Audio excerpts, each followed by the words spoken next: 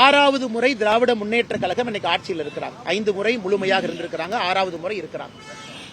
4 ஆண்டுகள் தொடர்ந்து முழுமையாக ஆட்சியில் இருக்கக்கூடிய திராவிட முன்னேற்ற கழகத்தினுடைய முதலமைச்சர் ஐயா ஸ்டாலின் அவர்கள் 5வது ஆண்டுல அடியெடுத்து வைத்திருக்கின்றாங்க. அப்படி இருக்கும் பொழுது ஒரு எதிர்க்கட்சியா இருக்கும்போது மக்கள் என்ன செய்வாங்க? நான் போய் மக்களை பார்க்கிறேன், குறையெல்லாம் கேட்கிறேன்னா, நீங்க 5 முறை ஆட்சியில் இருந்து செய்ய தவறியதை 6வது முறையாக ஆட்சிக்கு வந்து 4 ஆண்டு காலம் செய்ய தவறியதை மறுபடியும் மக்கள் எதற்காக உங்களுக்கு இன்னொரு வாய்ப்பு கொடுக்கணும்? ஒரே ஒரு கேள்வி. இன்னைக்கு உங்களோடு ஸ்டாலின், நான் கிராமமா போறேன், நான் அரசனுடைய கொள்கை திட்டங்கள்லாம் சரியா போயிருக்கான்னு நாங்க பாக்குறோம். அந்த கொள்கை திட்டங்களை பற்றி பேசுவதற்காக 4 IAS அதிகாரிகளை அரசனுடைய செய்தி தொடர்பாளர்களாக நான் நியமித்திருக்கின்றோம். இவ்வளவு பேசுறாங்க. அப்படி இருக்கும் பொழுது இத்தனை ஆண்டு காலமாக நீங்க செய்யல, இன்னைக்கும் செய்யலாம், நீங்க ஃபெயிலியர் தானே. இந்த திராவிட மாடல் என்பது தோற்றுவிட்டதுதான் அர்த்தம். எலெக்ஷன் அப்ப கடைசி ஒரு வருஷம் உங்க சாதனைகளை தானே பட்டியலிடணும்.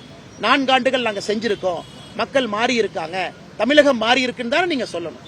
5வது ஆண்டு ஆரம்பித்த பிறகும் கூட மறுபடியும் வீடு வீடா போறேன், மறுபடியும் மக்களுடைய திட்டங்கள் போதான்னு பாக்குறேன். வீட்டுக்கே நான் எல்லாத்தையும் கொண்டு வரேன்னா காதிலே பூ சுற்றக்கூடிய வேலை. அதனால் தமிழக மக்களை பொறுத்தவரை இந்த ஆட்சியை தூக்கி எறிய தயாராகி விட்டார்கள். இன்னும் மக்கள் ஒரு 8-9 மாசம் பொறுத்துக் கொள்ள வேண்டும். அது மட்டும்தான். 8-9 மாசத்து ஒரு லேம் டக் கவர்மெண்ட், ஆங்கிலத்தில் அதிகாரம் இல்லாத ஒரு ஆட்சியை லேம் டக் கவர்மெண்ட் என்று சொல்வார்கள். இது ஒரு லேம் டக் கவர்மெண்ட்.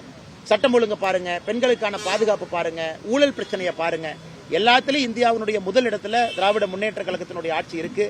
இன்னும் 8 மாத காலம் லேம் டக் கவர்மெண்டாக இருந்து தன்னுடைய பதவியை இழந்த பிறகு மறுபடியும் தமிழகத்தில் ஆட்சி அதிகாரத்திற்கு திராவிட முன்னேற்ற கழகம் வரவே மாட்டார்கள் என்பதில் நான் உறுதியாக இருக்கின்றேன். துணை முதலமைச்சர் சொல்றாங்க, தேசிய ஜனநாயக கூட்டணி குறிப்பா அதிமுகவும் பாஜகவும் நல்ல நட்புணர்வோடு இல்ல, அவங்களுக்குள்ள வந்து நிறைய பிரிவினை இருக்கு, அதனால திமுக மீண்டும் எளிதாக ஆட்சிக்கு வரும்னு சொல்றாரு. ஆனா அதாவது இன்னைக்கு பாரதிய ஜனதா கட்சியினுடைய தன்மையை, பாரதிய ஜனதா கட்சியினுடைய வலிமையை எல்லாருமே பேச ஆரம்பித்திருக்கின்றாங்க. உதயநிதி ஸ்டாலின் அவருடைய தாத்தா கலைஞர் கருணாநிதி அவர்கள் பாரதிய ஜனதா கட்சி எங்க இருக்குது, இது ஒரு பண்டார கட்சி, அங்கொன்றும் இங்கொன்றும் இருக்குன்னு சொன்ன அவருடைய பேரன் இன்னைக்கு பாரதிய ஜனதா கட்சி ஒரு கூட்டணியில் இணைந்த பிறகு இன்னைக்கு தமிழகத்தினுடைய அரசியல் களம் மாறிவிட்டதாக சொல்வதைத்தான் இந்த கருத்தில் நான் பார்க்கிறேன்.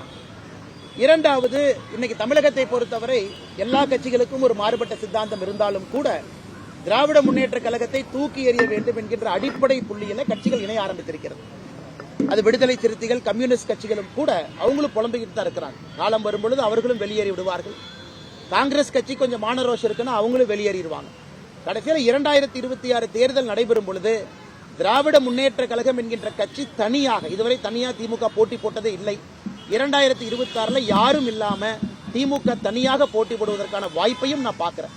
அதனுடைய பிதற்றல்களாகத்தான் உதயநிதி ஸ்டாலின் அவர்கள் பேசுவது, மாண்புமிகு முதலமைச்சர் ஐயா ஸ்டாலின் அவர்கள் பல திருமண மேடையில பல இடத்துல பேசுவது எல்லாம் இதனுடைய பிதற்றலாகத்தான் நான் பார்க்கிறேன்.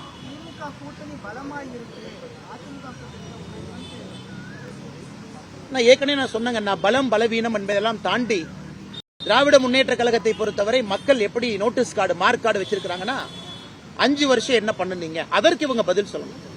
ஆனா 5 வருடம் என்ன செஞ்சோம் அப்படிங்கறத பத்தி பேசாம இன்னும் புதிய புதிய பிரச்சனைகளை உருவாக்குவதை மட்டும்தான் ஒரு மாஸ்டர்களாக திமுக இருக்கிறாங்க.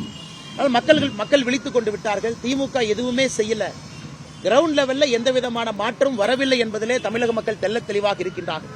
அதனால் கூட்டணி பலம் பலவீனம் எல்லாம் தாண்டி, இந்த கூட்டணியில் 7 பேர் 7 கட்சி, அந்த கூட்டணியில் 5 கட்சி, இந்த கூட்டணியில் 4 கட்சி, நம்பரை எல்லாம் தாண்டி திமுக கூட்டணியை பொறுத்தவரை எத்தனை கட்சிகள் 1, 2, 3, 4, 5 இருந்தாலும் கூட திமுகவை வீழ்த்த வேண்டும் என்பதிலே மக்கள் ஒரு மனதோடு இருக்கும் பொழுது கூட எத்தனை கட்சிகள் சேர்ந்தாலும் அவர்களும் வீழ்த்தப்படுவார்கள். அதனாலதான் இன்னைக்கு காங்கிரஸ் கட்சி ஒரு கால வெளியே வைக்க பாக்குது. டெல்லி அனுமதி கொடுத்தா காங்கிரஸ் அப்படியே எஸ்கேப் ஆகி வெளியே வந்துருவாங்க. அதே போல விசிகாவும் கம்யூனிஸ்டும் அவங்க கடையை திறந்துட்டாங்க, அவங்க பூட்டை போட்டு கடையை திறந்து அவங்களும் வெளியே வச்சுட்டாங்க வெளியே வருவதற்கு. இன்னைக்கு நிச்சயமாக இன்னும் ஒரு 2-3 காலத்துல the writing is on the wall. மக்களுடைய கோபத்தை திமுகவுடைய கூட்டணி கட்சிகள் படிக்க ஆரம்பித்து விட்டார்கள். ஓ, மக்கள் கோபமா இருக்காங்கன்னு. அதனால கூட்டணி கட்சிகள் தப்பித்துக் கொள்ள வேண்டும் என்றால் அவர்கள் முதல்ல வெளியே வருவாங்க. அதனால பலம் பலவீனம் எல்லாம் தாண்டி, இந்த நம்பர்ஸ் எல்லாம் தாண்டி திமுக வீழ்த்தப்பட வேண்டும் என்பதிலே எல்லோரும் தெளிவாக இருக்கின்றார்கள்.